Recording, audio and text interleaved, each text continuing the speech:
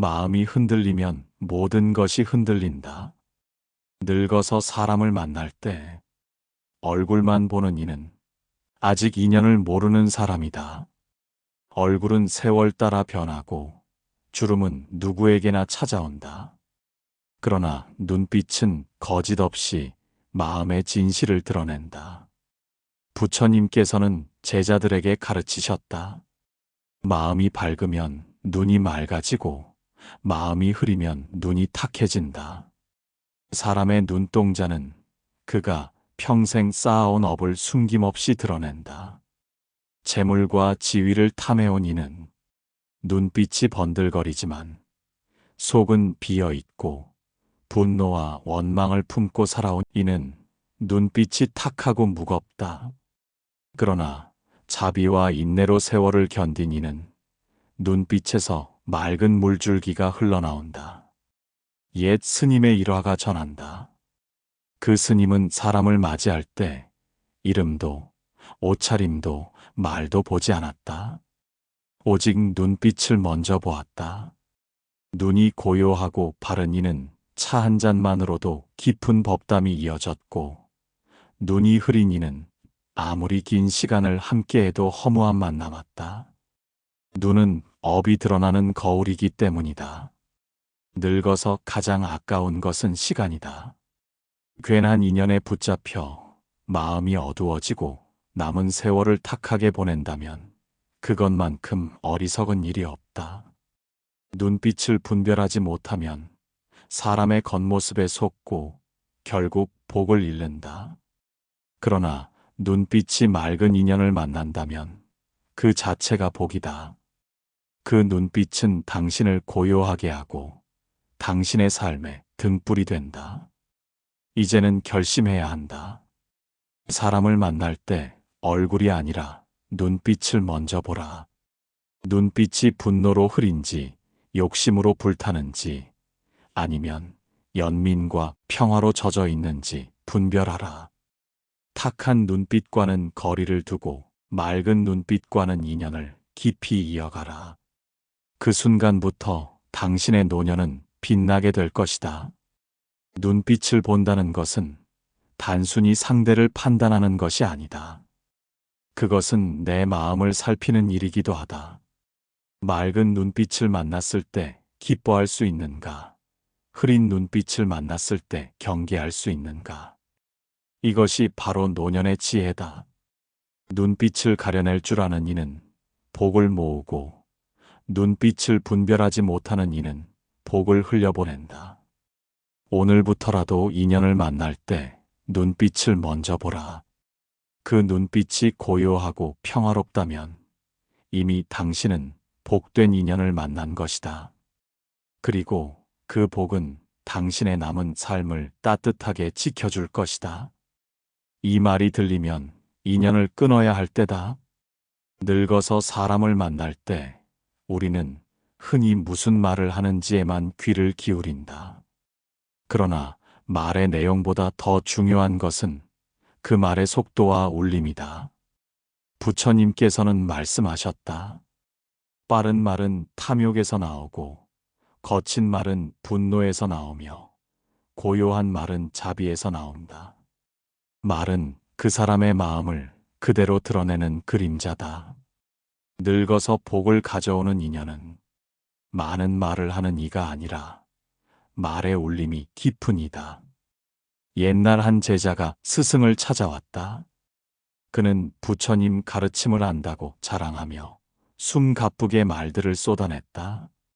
그 모습을 묵묵히 듣던 스승은 한참이 지나서야 입을 열었다. 내 말은 번개처럼 빠르나 내 마음은 아직 어둠 속에 있다. 그제야 제자는 자신이 법을 아는 것이 아니라 단지 법을 흉내내고 있었음을 깨닫고 눈물을 흘렸다. 말의 속도가 아니라 말의 깊이가 진실을 드러낸 것이다. 노년에 우리는 듣는 힘이 약해진다. 그러나 바로 그 시기에 말의 속도와 울림을 가려내는 지혜가 자란다. 말이 지나치게 빠르고 조급하면 그 마음은 욕망에 쫓기는 것이고, 말이 차분하고 고요하면 그 마음은 이미 넉넉하다. 욕심 많은 사람의 말은 언제 들어도 가볍고 불안하지만 자비로운 사람의 말은 적어도 무게가 있고 들은 뒤에도 마음이 평화롭다. 늙어서 가장 피해야 할 인연은 말이 빠르고 거친 사람이다. 그들과 함께하면 귀는 시끄럽고 마음은 흔들린다. 그러나 말이 차분하고 울림 있는 사람과 함께하면 그 자체가 쉼이 되고 그 쉼에서 복이 자란다. 오늘부터는 사람을 만날 때 그의 말을 그냥 듣지 말라. 말의 속도를 살피고 말의 울림을 들어라. 그 속도가 조급하지 않고 그 울림이 고요하다면 이미 당신은 복된 인연을 만난 것이다. 그리고 그 인연은 늙은 당신의 삶을 고요와 평화로 이끌 것이다. 늙어서 사람을 만날 때 가장 확실하게 드러나는 것은 얼굴도 아니고 말도 아니다. 바로 손이다. 손은 그 사람의 평생을 말없이 증언하는 증인이다. 부처님께서는 손바닥을 들어 제자들에게 말씀하셨다. 이 손이 살생을 하면 지옥을 짓고 이 손이 베풀면 극락을 짓는다. 손은 하루하루의 업을 고스란히 새겨낸다. 눈은 속일 수 있고 말은 꾸밀 수 있지만 손끝에 새겨진 습관은 숨길 수 없다. 한 어머니의 이야기가 있다. 그녀의 손은 거칠고 굽어 있었지만 그 손에는 자식과 남편, 이웃을 위해 평생 내어준 자비가 새겨져 있었다. 그 손을 잡는 이마다 눈물이 났다고 한다. 손끝에서 나오는 따뜻한 기운이 곧 복의 향기였기 때문이다. 반대로 늘 움켜쥐고 자기만을 지키려 했던 이의 손은 아무리 부드럽고 깨끗해도 차가운 기운이 돌았다.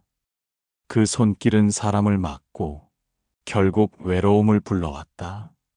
늙어서 사람을 만날 때 먼저 그 손을 보아야 한다. 손이 편안히 펴져 있는지, 늘 움켜쥐려는지, 손이 다독여주는 손인지, 밀쳐내는 손인지, 내어주는 손과 함께하면 마음이 넉넉해지고 복이 자라지만 움켜쥐는 손과 함께하면 마음이 메말라간다. 부처님께서도 말씀하셨다. 베푸는 손은 다시 받게 되고 움켜쥐는 손은 결국 잃게 된다. 이는 단지 물질의 나눔을 뜻하는 것이 아니다. 따뜻한 악수, 힘든 일을 어깨 두드려주는 손길, 작은 위로의 손짓 하나도 곧 복의 씨앗이 된다. 늙은 우리는 이제 무엇을 더 얻을 수 있는 나이가 아니다. 중요한 것은 얼마나 남에게 내어주고 얼마나 따뜻한 손길을 남길 수 있는가이다.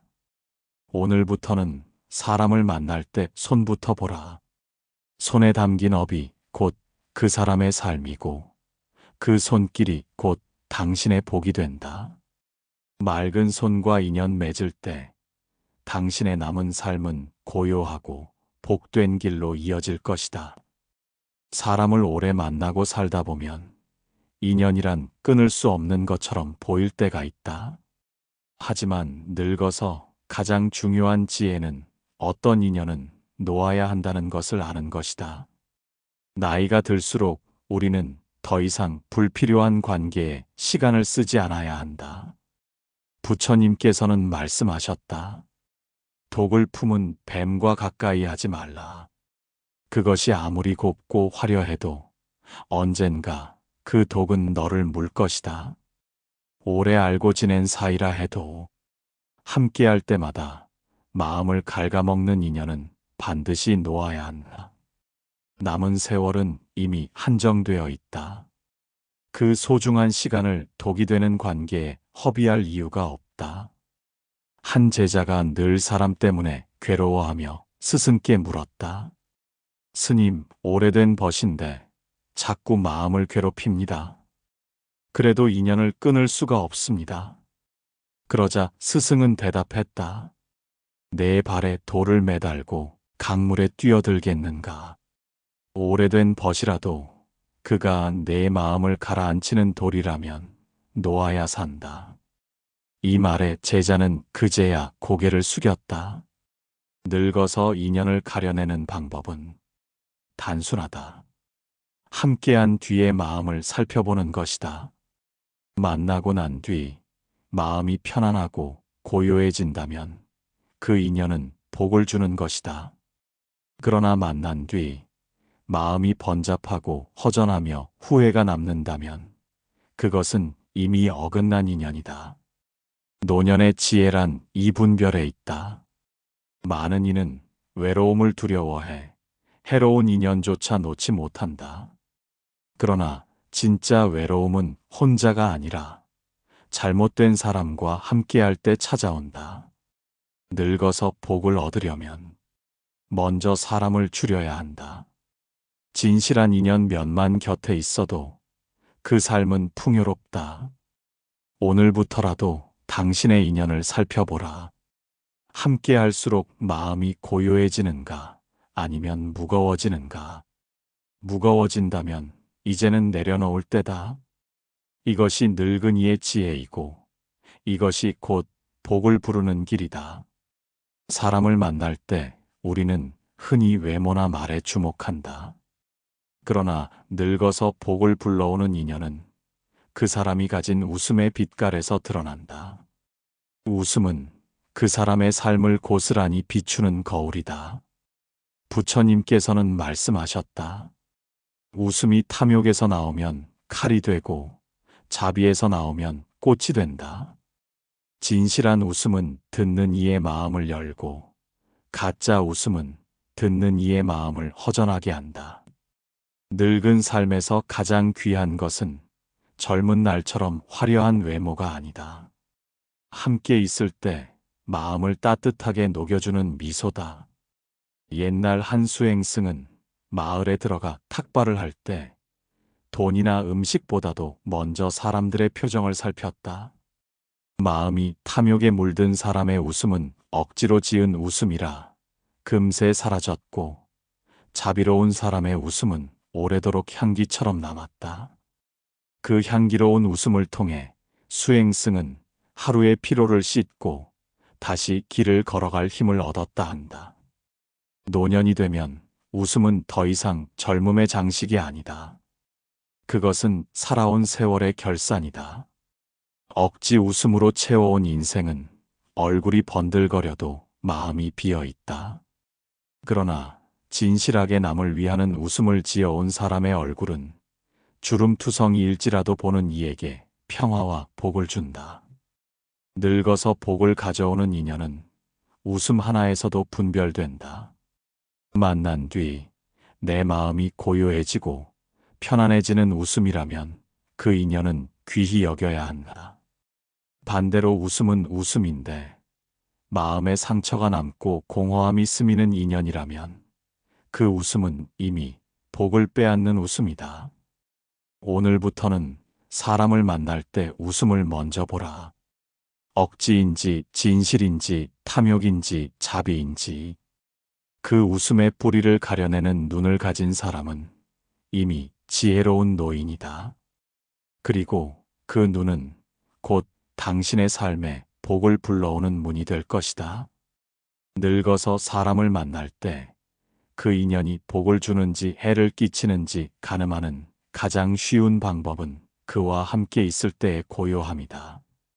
말이 많고 소란스러운 인연은 마음을 흔들고 피곤하게 하지만 고요를 나누는 인연은 늙은 삶을 맑게 비춘다. 부처님께서는 말씀하셨다. 침묵 속에서 진리가 드러난다. 깊은 수행의 길은 말보다 침묵에서 열린다. 젊을 때는 말로 다투고 설득하며 살아가지만 노년에 이르면 마음이 고요한 이와의 만남이 곧 최고의 복이다. 옛날 어떤 노승이 있었다. 그는 하루 대부분을 침묵으로 지냈다. 그러나 제자들이 그 곁에만 있어도 마음이 편안해지고 번뇌가 사라졌다 한다. 말 한마디가 없어도 함께 있는 그 시간이 법문이었다. 이것이 바로 고요를 나누는 힘이다. 늙어서 소란스러운 인연과 어울리면 귀는 시끄럽고 가슴은 불안해진다. 결국 만남이 끝나면 피로와 허무만 남는다. 그러나 고요를 가진 사람과 함께하면 말이 없어도 충만함이 밀려온다. 그 충만함은 돈으로도 살 수 없는 복이다. 우리는 나이가 들수록 외로움을 두려워한다. 그래서 때로는 불필요한 모임, 소란스러운 인연에도 매달린다. 그러나 진정한 외로움은 혼자 있을 때가 아니라 마음을 시끄럽게 하는 이와 억지로 함께할 때 찾아온다. 늙은 지혜란 외로움을 두려워하지 않고 고요한 인연을 귀하게 여길 줄 아는 데 있다. 고요한 인연은 말이 없어도 마음을 편안히 한다. 함께 있어도 각자의 일을 할 수 있고 침묵 속에서도 서로를 존중할 수 있다. 그런 관계가 오래가며 그 침묵 속에서 복은 조용히 자란다. 오늘부터 사람을 만날 때 스스로에게 물어보라. 이 만남이 끝나고 나서 내 마음은 고요한가 아니면 흔들리는가? 만남 뒤에 마음이 고요하다면 그것은 이미 복된 인연이다. 고요를 나눌 수 있는 사람과 함께하는 것, 그것이 늙은이의 지혜이며 가장 큰 복이다. 늙어서 사람을 만날 때 가장 자주 마주하는 자리는 밥상이다. 밥을 함께 먹는 자리는 단순한 식사가 아니라 마음과 인연이 드러나는 시험대다. 누군가와 밥을 먹을 때 우리는 그 사람의 마음을 읽을 수 있다. 밥상머리에서 복이 갈린다. 부처님께서는 제자들에게 말씀하셨다.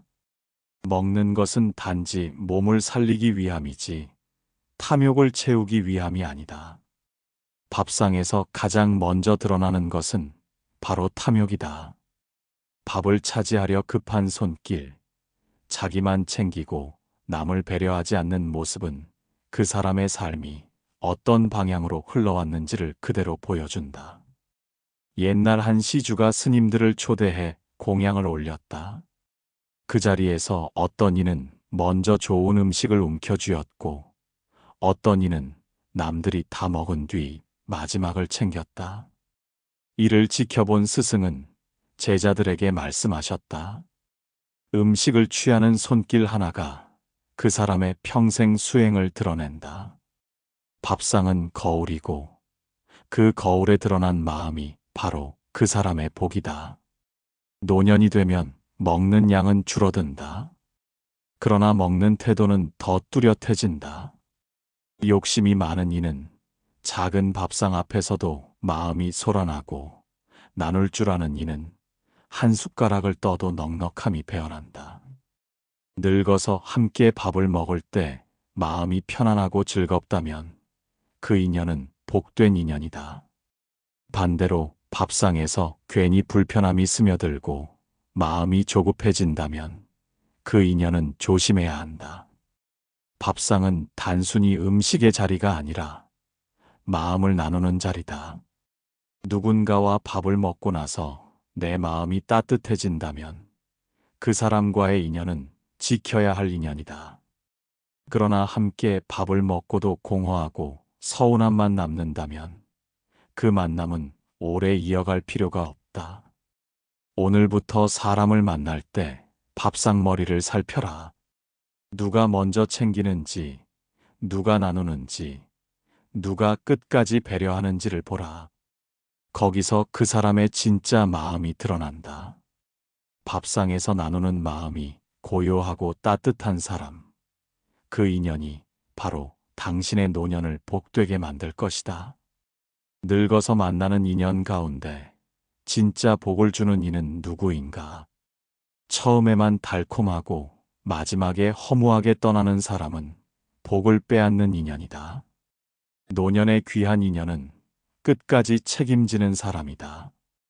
부처님께서는 제자들에게 말씀하셨다. 처음보다 끝이 맑은 것이 가장 귀하다. 삶은 끝이 아름다워야 한다. 시작은 누구나 화려할 수 있다. 그러나 시간이 흐르며 그 사람이 어떤 인연을 지켜내는지가 복을 가른다. 옛날 한 제자가 스승 곁에서 젊은 시절을 보냈다. 그는 수행에 열심이었으나 시간이 지나자 슬슬 태만해졌다. 법문에는 빠지고 친구와 즐거움만 좇았다. 그러나 병이 들자 다시 스승 곁을 찾았다. 스승은 이렇게 말했다. 시작은 좋았으나 끝을 지키지 못했다면 그 길은 헛것이다. 그 제자는 뉘우치며 마지막 생을 참회 속에서 살았다. 이 일화는 우리에게 말해준다. 인연도 마찬가지다. 끝까지 함께하는 사람이 귀한 법이다. 늙어서의 만남은 처음의 화려함보다 마지막의 진실이 중요하다.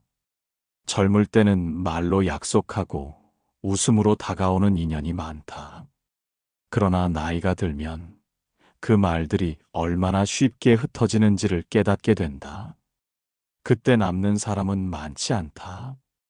약속을 끝까지 지키고 어려움에도 떠나지 않는 이가 진짜 복을 주는 인연이다. 노년에 가장 서러운 것은 육신의 병보다도 곁에 사람이 없는 것이다.